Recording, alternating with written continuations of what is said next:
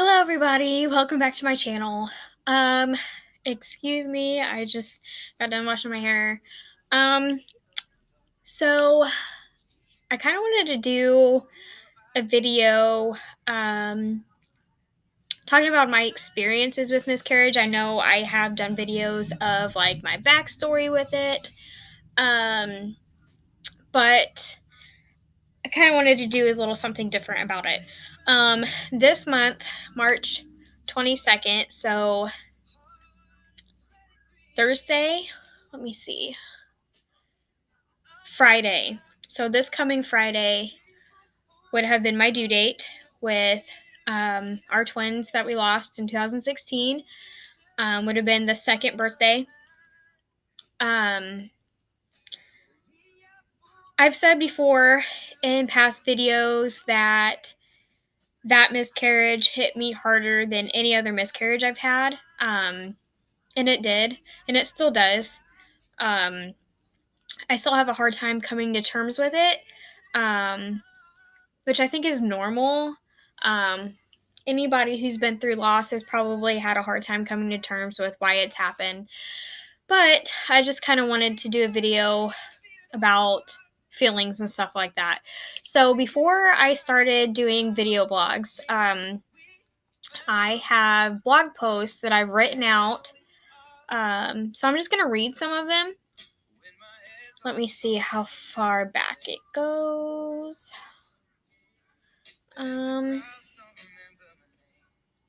Let's see. Let's find a good one.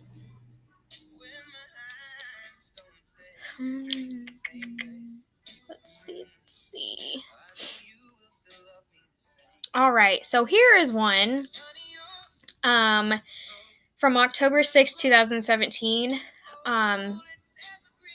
Yeah, that's when I started doing my blog post on it's called WordPress. So I can put in the link for that if you guys want to go over and read what I've written. I have quite a few on there. But this one is titled 16 and Pregnant. And it is exactly how it sounds. So I'm just going to go ahead and read it to you. And then we'll discuss feelings when I'm done. And it's kind of a long one, so bear with me. All right, here we go. I know what you're thinking. You're that girl who got knocked up as a teenager. And you're right. I was that girl. I was that girl who thought it would make him love me and stay with me. I was that girl who thought I needed a baby to feel love. Boy, was I wrong. I still remember this day. It's so clear even after 8 years. It was October 15th, 2009. I was at Indiana Orthopedic with my now ex-boyfriend. I was sitting in the waiting room, trying to find a way to pass the time. I knew my period was due the next day. I had been on birth control for a couple months, but I also wasn't using protection. Dumb, I know. I obviously didn't pay attention in health class. Anywho, I thought, why not take a pregnancy test? Just to be sure. So I did. When I saw those two lines, I almost passed out. I could not believe it. I was pregnant at 16. The following days, I couldn't even tell you what happened. I know in the weeks that followed, I had blood work done. And I remember getting a call in the evening at the end of October. It was my doctor's office. I didn't know they made calls that late in the day. That phone call forever changed my life. It hit emotions in me that I didn't know I had. They were calling to let me know that my HCG numbers weren't going up like they should. For those of you that don't know what it is, I'm going to lay some knowledge on you. It's a hormone a woman produces when she's pregnant. Those numbers are supposed to double every 48 to 72 hours. Mine were not. They scheduled me an ultrasound to make sure things are okay. On November 4th, 2009, I had my very first ever ultrasound. And I have that with me here that I'll grab.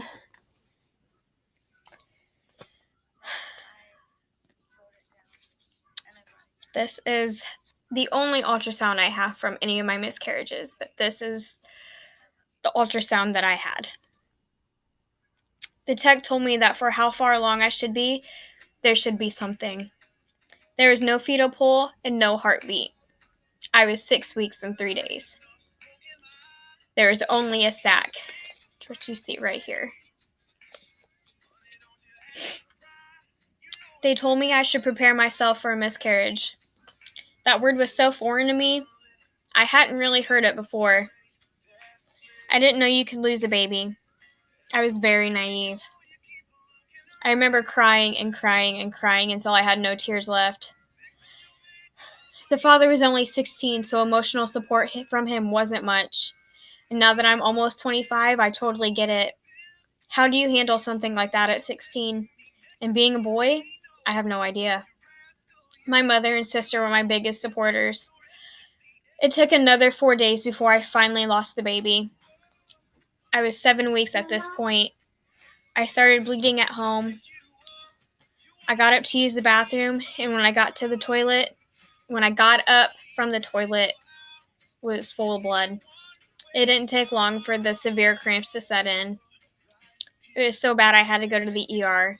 In the middle of all this, I had a 17th birthday. But that year, I had nothing to celebrate. I was broken, emotional, damaged, numb, and mad as hell. Why would I be given this amazing gift to have it taken from me? I asked the question for a long time. I still do. That miscarriage changed everything about me. So that is the post I wrote back in 2017 about my first miscarriage. What, babe? Why did you say all that stuff? I was reading something. Why? Because I want to. I'm making a video for my YouTube. But why did you say about blood in the toilet? We'll talk about that when you're old enough, okay? All right. Okay, Mama. Sorry. All right. So, like it said in that post, I was mad. I was angry. Just all kinds of emotions at one time. And I was 16. I had no idea how to process all those. I did one session of therapy, and that didn't really help. And my OBGYN at the time had no bedside manner whatsoever, so she wasn't much help either in this process. That was probably the roughest miscarriage physically that I've had. I went to the ER for that one. I was in so much pain. It was horrible. I mean, it was the worst pain I've ever felt in my life. So that was really hard. That's probably one of the hardest as well. Just because it was my first miscarriage. It was my first baby. And it still has an impact on me today. It's still hard to deal with. Let's see. What other posts do you have? I have a few posts on here. Can't wait to hear it. All right, guys. This one was October 7th, 2017. I did these posts all within like 2 weeks, so they're all like clumped together. So this one is titled Giving It Another Shot. So this is another long one, so again, bear with me. After my first miscarriage, I wasn't sure if it was something that would happen again. I had no information on it, no one to talk to, so I figured surely there's no way it could happen twice. When I was 18, I got married.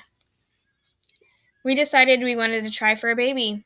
It had been 1.5 years since my miscarriage, so I thought I was good to try and it would happen fairly quick. Nope. It took 2.5 years since my miscarriage to get pregnant. June 6, 2012 is when I found out. I was dyeing my hair that night. I took a test fully expecting it to be negative. So many other tests have been negative. I took it and put it back in the box. I don't think I even really looked at it.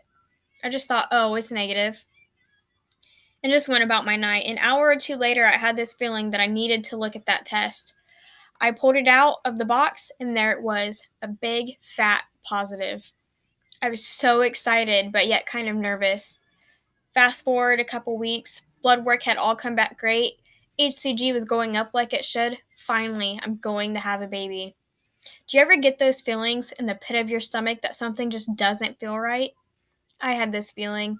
Something was off. I requested an ultrasound just to put my mind at ease that everything was okay.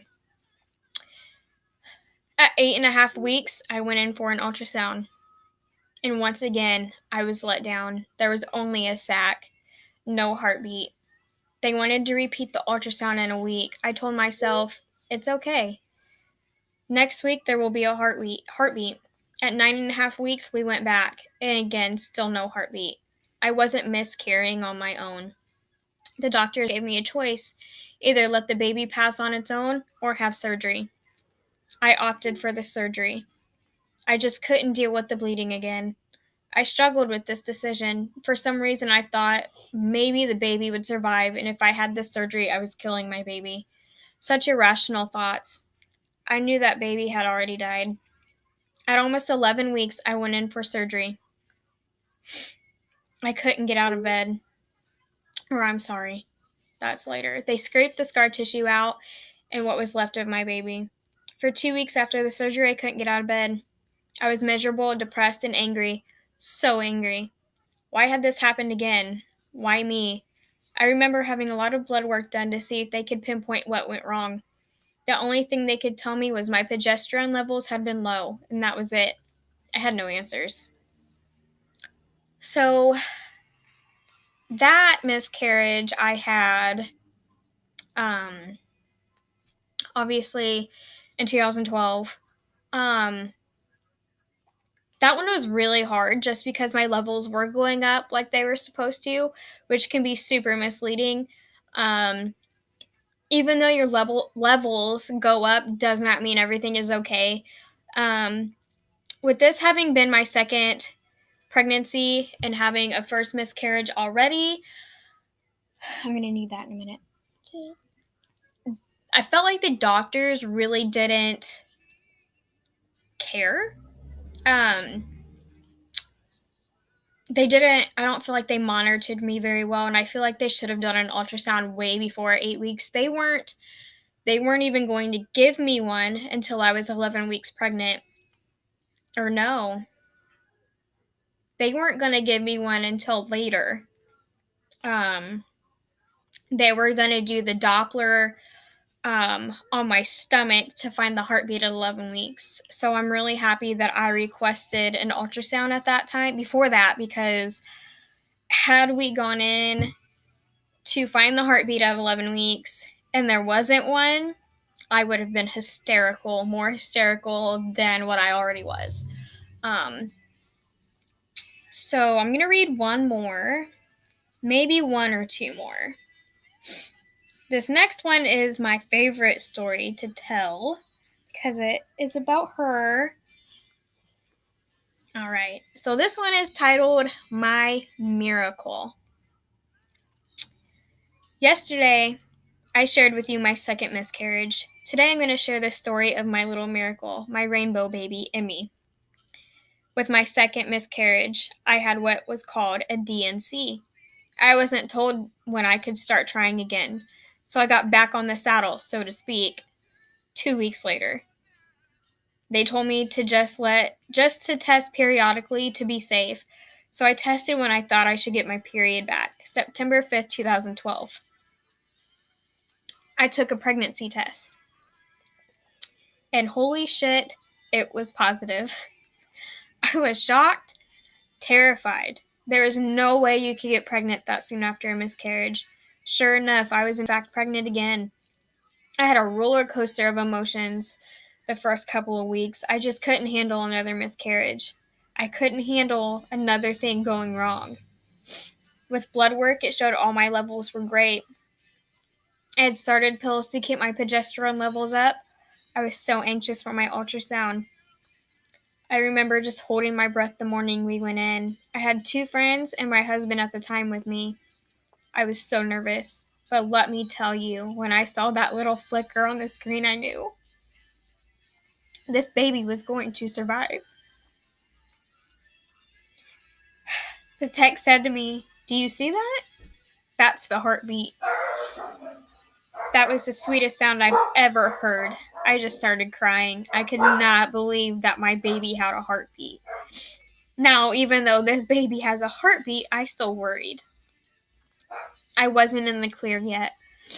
Once I made it to my second trimester, I started to worry a little less. At 16 and a half weeks, I found out it was a girl. And I couldn't have been happier. She was healthy and growing right on track. I'm so thankful for her every day, even when she drives me nuts. She was my rainbow after a terrible storm. And here is a picture of us last year or the year before. I always get emotional when I talk about her and the story of how I got pregnant with her, because she is my little fighter. She's the one who survived. And it's so crazy that it happened right after my miscarriage. Apparently, when you miscarry or give birth, you are more likely to get pregnant because you're more fertile. I don't know if that's completely true, but it's what I've been told.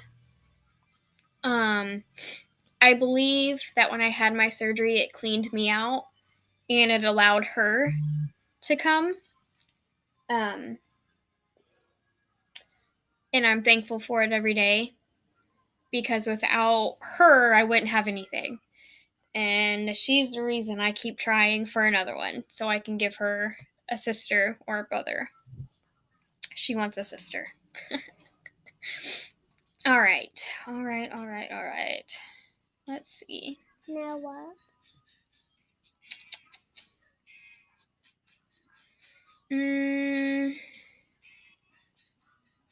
We'll read one more. This one is called Road to Baby Matthews Part 1. When I met Brad, I had every intention of taking things slow. I finally found someone I could see myself settling down with, and he was great with Emmy. In December, I got a shock. I had a positive pregnancy test. I thought we were being so careful. So I thought it was strange. I called the doctor and had blood work done. And I told Brad. Of course I thought he should know. He took it well. Blood work came back negative, so I was worried that it came back positive, but I wasn't pregnant. And this started my journey of false positive pregnancy tests.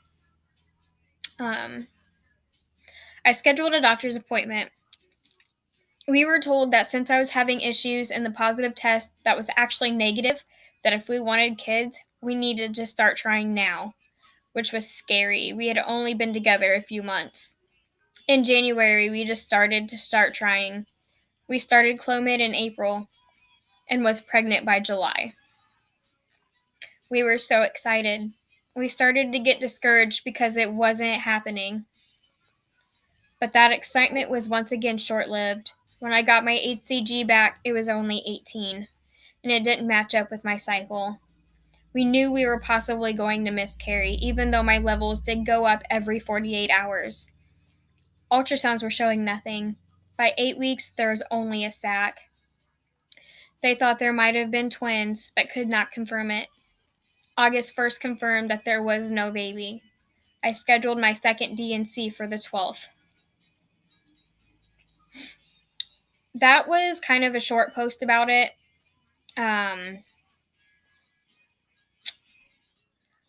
It's hard to get into that one. Because that one was so hard for me to handle. When we found out, it was actually July 6th, 2016, when we found out I was pregnant. So I got pregnant at the beginning of June of that year. I had only done like a round and a half, or half a round of Clomid when I got pregnant that time.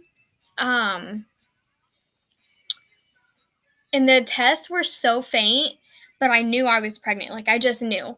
And before that, I had been getting false positive tests. So the blood work really, it was just really exciting. we were going to wait to tell everybody, but I'm impatient. I can't wait. So we told everybody, like, not long after we found out. And she was excited. She had just left to go to her dad's in Washington, I believe. Yes, she did. She had just left. So she was excited. I told her over the phone, and she was only 3 at this time. But that one was hard. I have a lot more blog posts written if you guys want to check them out, because there's a lot more on there. There's one where I posted what Brad wrote about his feelings towards it. So that's really interesting to have. Because when you think of miscarriage, you really only think of the mom. You don't really think of the father, just because they didn't carry the baby. They didn't feel the physical pain. And I feel like moms are just more emotionally connected to their children because they do carry them. So you don't really talk about the men and what they go through with, when they lose a baby. So I thought that was pretty cool to do. Let's see.